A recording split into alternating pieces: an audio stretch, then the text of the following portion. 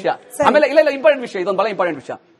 ಗ್ರಾಮೀಣ ಭಾರತದಲ್ಲಿ ಕೃಷಿಕರು 44% ಕೃಷಿಕರು ಏನು ಉದ್ಯೋಗ ಮಾಡ್ತಾ ಇದ್ರು, ಕೃಷಿ ಭೂಮಿಯನ್ನ ಉಳ್ತಾ ಇದ್ರು, ಕೆಲಸ ಮಾಡ್ತಾ ಇದ್ರು, ಕೃಷಿ ಕಾರ್ಮಿಕರಿದ್ರು, ಇವತ್ತು 46% ಆಗಿದ್ದಾರೆ. ಯಾಕೆ 2% ಹೆಚ್ಚಿಗೆ ಆದ್ರು? ನಗರದಿಂದ ವಲಸೆ ಹೋಗ್ತಾರೆ, ಉದ್ಯೋಗ ಸಿಗ್ತಾ ಇಲ್ಲ ರೀ. ವಿದ್ಯಾವಂತ ಯುವಕರು, ಭಾರತೀಯ ವಿದ್ಯಾವಂತ ಯುವಕರು 2,80,00,000 ಯುವಕರು 2023-24ರಲ್ಲಿ ಅತ್ಯಂತ ಹೆಚ್ಚು ಓದಂತವ್ರು, ಉದ್ಯೋಗ ಇಲ್ಲ ರೀ. 10 ಕೋಟಿ ಜನ ಉದ್ಯೋಗ ನೋಡದೆ ಹುಡ್ಕದೆ ಬಿಟ್ಬಿಟ್ಟವ್ರಿಗೆ 10 ಕೋಟಿ ಜನ. ಇದು ವಾಸ್ತವ, ಭಾರತದ ವಾಸ್ತವ. ನೀವು 9 ಕೋಟಿ ಜನ ನಾವು ತೆರಿಗೆ ಕಟ್ತಾರೆ, ಕರೆಕ್ಟ್, ವೈಯಕ್ತಿಕ ತೆರಿಗೆ 9 ಕೋಟಿ ಜನ ಕಟ್ತಾರೆ. 2013ರಲ್ಲಿ ಬರೀ 3,80,00,000 ಜನ ಏನೋ ಇದ್ರು, ಇವಾಗ 9 ಕೋಟಿ ಆಗಿದೆ. ಅನ್ಆರ್ಗನೈಸ್ ಸೆಕ್ಟರ್ ಆರ್ಗನೈಸ್ ಸೆಕ್ಟರ್ ಆದಾಗ ತೆರಿಗೆ ಕಟ್ತಾರೆ. ಆ ತೆರಿಗೆಯಿಂದ ಜಿಡಿಪಿಗೆ ಏನ್ ಹೋಗ್ತಾ ಇದೆ? ವೈಯಕ್ತಿಕ ಇನ್ಕಮ್ ಟ್ಯಾಕ್ಸ್ ಇಂದ ಜಿಡಿಪಿಗೆ ಮೋರ್ ದನ್ 50% ಹೋಗ್ತಾ ಇದೆ. ಎಲ್ಲಿ? ಕಾರ್ಪೊರೇಟ್ ಸೆಕ್ಟರ್ ಅಲ್ಲಿ.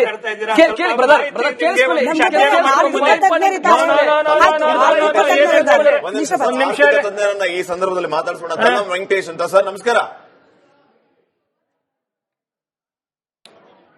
ತಲ್ಲಂ ವೆಂಕಟೇಶ್ ಸರ್ ನಮಸ್ಕಾರ, ಧ್ವನಿ ಕೇಳಿಸ್ತಾ ಇದೆಯಾ?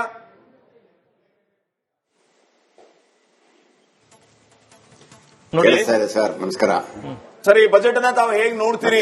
ಯಾವೆಲ್ಲ ಪ್ರಮುಖ ಅಂಶಗಳು ಅಂತ ತಮಗೆ ಅನ್ಸುತ್ತೆ? ಯಾವ ರೀತಿ ಸಹಕಾರಿಯಾಗುತ್ತೆ ಈ ಸಾರಿಯ ಬಜೆಟ್?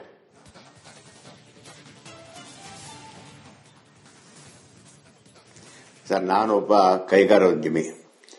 ಕೈಗಾರೋದ್ಯಮದ ಮುಖದ ನೋಡೋದಂತಂದ್ರೆ ಸಾಕಷ್ಟು ವಿಷಯ ಏನು ಬರಲಿಲ್ಲ. ನಾವು ಸ್ಮಾಲ್ ಸ್ಕೇಲ್ ಇಂಡಸ್ಟ್ರಿ ಒಳಗೆ ಸಾಕಷ್ಟು ಸಂಕಷ್ಟಗಳನ್ನ ಅನುಭವಿಸ್ತಾ ಇದ್ವಿ. ಅದಕ್ಕಾಗಿ ಇದರೊಳಗೆ ಯಾವುದು ರಿಲೀಫ್ ಅನ್ನೋದು ಏನು ಕಾಣಲಿಲ್ಲ. ಮತ್ತೆ look at the final print, then only to see what can be done. ತಾವು ಏನೇನು ನಿರೀಕ್ಷೆ ಮಾಡಿದ್ರಿ? ಹಲೋ, ಮಾತಾಡೋದಾ? ಏನ್ ನಿರೀಕ್ಷೆ ಮಾಡಿದ್ರಿ ಅಂತ? ಹಲೋ ಸರ್, ನಿರೀಕ್ಷೆ ಒಳಗಿತ್ತು ನಮಗೆ ಕೈಗಾರಿಕೋದ್ಯಮಿಗಳಿಗೆ ಬೇಕಾದಷ್ಟು ಸವಲತ್ತುಗಳನ್ನ ಕೊಡ್ತಾರೆ. ಒಂದು ಉದಾಹರಣೆ ಹೇಳ್ತೀನಿ ಕೇಳಿ. ನಮಗೆ ಸಾಲ ಬೇಕು ಅಂತಂದ್ರೆ 10-12% ಬ್ಯಾಂಕ್ ಅವರು ಚಾರ್ಜ್ ಮಾಡ್ತಾರೆ. ಅದೇ ನೀವು ಕಾರ್ ತಗೊಳ್ಳೋದಕ್ಕೆ ಅಥವಾ ಮನೆ ತಗೊಳ್ಬೇಕು ಅಂತಂದ್ರೆ 7.3% ಅಥವಾ 7.2% ಕೊಡ್ತಾರೆ. ನಾವು ಎಷ್ಟೋ ಸಲ ಕೇಳ್ತೀವಿ ಇಂಡಸ್ಟ್ರಿ ಮುಂದೆ ಆಗಬೇಕು, ಅದರೊಳಗೂ ಸ್ಮಾಲ್ ಸ್ಕೇಲ್ ಇಂಡಸ್ಟ್ರಿ ಮತ್ತು ಮೈಕ್ರೋ ಇಂಡಸ್ಟ್ರಿ ದೊಡ್ಡದಾಗಬೇಕು ಅಂತಂದ್ರೆ ಅವರಿಗೆ ಸಾಲ ಸವಲತ್ತು ಕೊಟ್ಟು ಅವ್ರನ್ನ ಉತ್ತೇಜನ ಮಾಡಬೇಕು.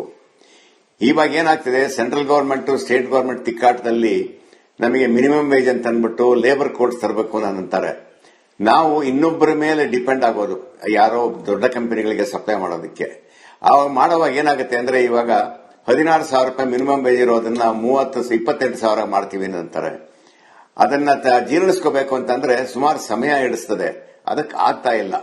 ಇವಾಗಲೇ ಈ ಒಂದು ಪ್ರಪಂಚದಲ್ಲಿ ನಡೀತಿರುವಂತಹ ಒಂದು ಏನೇನು ಹೇಳ್ತಿರಲ್ಲ ಗಲಭೆಗಳಿದೆಯಲ್ಲ, ಇವೆಲ್ಲಾನು ತೊಂದರೆ ಕೊಡ್ತಾ ಇದೆ. ನಮಗೆ ಆರ್ಡರ್ಗಳು ಬರ್ತಿರೋದೆಲ್ಲ ಕಡಿಮೆ ಆಗಿದೆ, ಬಿಸಿನೆಸ್ ಕಡಿಮೆ, ಮತ್ತೆ ರಾ ಮೆಟೀರಿಯಲ್ ಪ್ರೊಕ್ಯೂರ್ಮೆಂಟ್ ಅಲ್ಲೂ ಸಿಕ್ಕಾಪಟ್ಟೆ ಹೆಚ್ಚು ಕಡಿಮೆ ಬೆಲೆಗಳಾಗ್ತಾ ಇದೆ. ಎಲ್ಲ ಕಾಸ್ಟ್ ಆಫ್ ಇಂಡೆಕ್ಸ್ ಜಾಸ್ತಿ ಆಗ್ತಾ ಇದೆ. ಅದರಿಂದ ನಮಗೆ ನಡೆಸೋದೇ ಕಷ್ಟ ಅಂತ ಆಗ್ತಾ ಇದೆ. ಇದಕ್ಕೆ ಯಾವ ರೀತಿಯಾದ ರಿಲೀಫು ಎಲ್ಲೂ ಕಾಣಲಿಲ್ಲ. ಸ್ಟೇಟ್ ಗವರ್ಮೆಂಟ್ ಕೊಡ್ತಿಲ್ಲ. ಸ್ಟೇಟ್ ಗವರ್ಮೆಂಟ್ ಅಲ್ಲಿ ಏನಾಗ್ತದೆ, ಮತ್ತೆ ಅದು ಆ ಟ್ಯಾಕ್ಸ್ ಈ ಟ್ಯಾಕ್ಸ್ ಇನ್ನೊಂದು ಟ್ಯಾಕ್ಸ್ ಅಂತ ಅಂದ್ಬಿಟ್ಟು ಕಾಸ್ಟ್ ಆಫ್ ಇನ್ಪುಟ್ ಎಲ್ಲ ಜಾಸ್ತಿ ಆಗ್ತಾ ಇದೆ.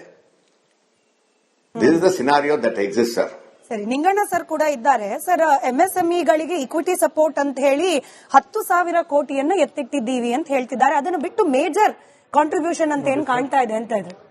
ಅದ್ರ ಬಿಟ್ಟು ಮೇಡಮ್, ಈಗ ಆ ಸರ್ ಹೇಳ್ದಂಗೆ ನಮಗೆ 10 ಕೋಟಿ ಎತ್ತಿಟ್ಟಿದ್ದಾರೆ. ಅದು ಯಾವ ಸೆಕ್ಷನ್ಗೆ ಅಮೃತ್ ಬಾಂಡ್ ಅಂತ ಏನೋ ಹೇಳಿದ್ರು. ಅದ್ರ ಬಗ್ಗೆ ನಮ್ಗೆ ಕ್ಲಿಯರಿಟಿ ಇಲ್ಲ. ಅದು ಹೇಳ್ದಂಗೆ ಸರ್ ಹೇಳ್ದಂಗೆ minimum wages central government state government ಅಲ್ಲಿ ಸಿಕ್ಕಾಪಟ್ಟೆ ಇಂಡಸ್ಟ್ರಿಗಳು ಕ್ಲೋಸ್ ಆಗ್ತಾ ಇದೆ. ಆ ತರ ತೊಂದರೆ ಅನುಭವಿಸ್ತಾ ಇದೆ ಸಿಕ್ಕಾಪಟ್ಟೆ. ಅದು ಅಲ್ಲದೆ ಬ್ಯಾಂಕ್ ಇಂಟ್ರೆಸ್ಟ್ ಕೆಲವೊಂದು ಬ್ಯಾಂಕ್ ಅಲ್ಲಿ ಹೋದ್ರೆ ಅವರು ಪ್ರೈವೇಟ್ ಬ್ಯಾಂಕು ಅದು ಏನೇನೋ ಹಾಕಿ ಅವರು 10ರಿಂದ 11.5-12% ಕೊಡ್ತಾರೆ.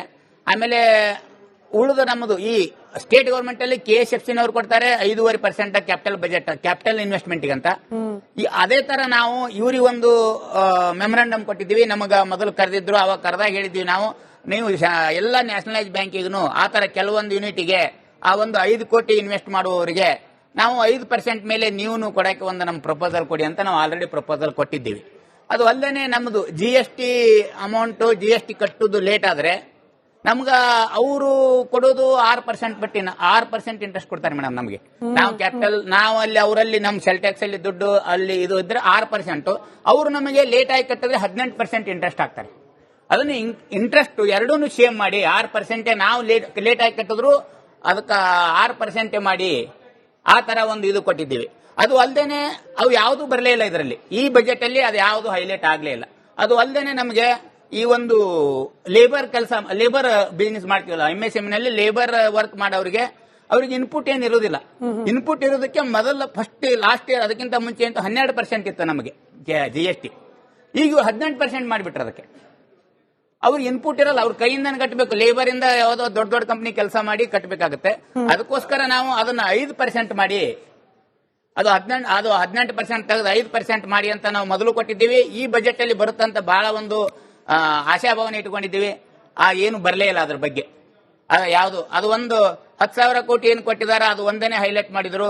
ಬಟ್ ಈ 6 ಏರಿಯಾ ಫೋಕಸ್ ಅಂತ ಹೇಳಿದ್ರಲ್ಲಿ ಒಂದು ಕ್ರಿಯೇಟಿಂಗ್ MSME ಚಾಂಪಿಯನ್ಸ್ ಅಂತ ಕೂಡ ಹೇಳಿದ್ರು. ಬಟ್ ಹೌ ಅನ್ನೋದ್ರ ಬಗ್ಗೆ ಕ್ಲಾರಿಟಿ ಇಲ್ಲ ಬಹುಶಃ ಅಂತ ಹೇಳಿ. ಇಟ್ನಾಳ್ ಸರ್, ನಾವು ಬಜೆಟ್ ಮುಂಚೆ ಬರ್ತೀನಿ ರಿಯಾಕ್ಷನ್ ಎಲ್ಲರ ಹತ್ರ ತಗೊಂಡ್ಬಿಡೋಣ. ಇಟ್ನಾಳ್ ಸರ್ ಭಾಷಣದ ಪ್ರಾರಂಭದಲ್ಲಿ ಹೇಳಿದ್ರು ಮೋದಿ ಅವರು he always chooses people over populous, ಅಂದ್ರೆ ಜನಪ್ರಿಯತೆಗಿಂತ ಹೆಚ್ಚಾಗಿ ಜನರ ಬಗ್ಗೆ ಕಾಳಜಿ ಅಂತ ಹೇಳಿ. ಬಜೆಟ್ ಹಂಗ್ ಕಾಣಿಸ್ತಾ ಇದೆಯಾ? ಅಲ್ಲ, ಈಗ ಬಜೆಟ್ ಮತ್ತೆ ಇದ್ರ ಹಿಂದೆ ನಾವೊಂದು ಎಕನಾಮಿಕ್ ಸರ್ವೆ ಇತ್ತಲ್ಲ, ಅವಾಗಲೇ ಹೇಳಿದೆ, ಮುಂಚೆನೆ ಹೇಳಿದೆ ನಾನು, ದೇರ್ ವಾಸ್ ಎ ಹಿಂಟ್.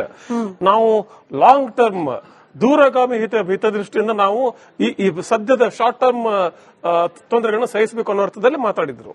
ಅದೇ ರೀತಿ ಆಗಿದೆ. ಈಗ ನಮಗೆ ದೂರಗಾಮಿ ಏನಾಗುತ್ತೆ ಗೊತ್ತಿಲ್ಲ. ಮನಮೋಹನ್ ಸಿಂಗ್ ಅವಾಗ ಹೇಳ್ತಿದ್ರು in the long run we are all dead ಅಂತ.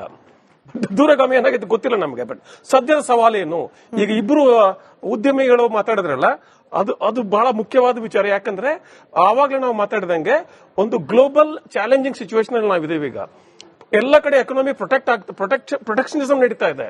ಹಾಗಿರುವಾಗ ಟ್ಯಾರಿಫ್ ಯಾವುದು ಸಿಕ್ಕಾಪಟ್ಟೆ ಹೊರೆ ಆಗುವಾಗ ನಮಗೆ ಫಾರಿನ್ ಟ್ರೇಡ್ ಕಡಿಮೆ ಆಗುತ್ತೆ. ಈಗ ಫಾರಿನ್ ಟ್ರೇಡ್ ಕಡಿಮೆ ಆಗುವಾಗ ನಾನು ಆಂತರಿಕವಾಗಿ ಉತ್ಪಾದನೆ ಜಾಸ್ತಿ ಮಾಡ್ಕೊಂಡು ಯೋಜನೆ ಮಾಡಬೇಕು, ಆಂತರಿಕವಾಗಿ ಕನ್ಸಂಪ್ಷನ್ ಜಾಸ್ತಿ ಮಾಡಿ ಕೆಲಸ ಮಾಡಬೇಕು.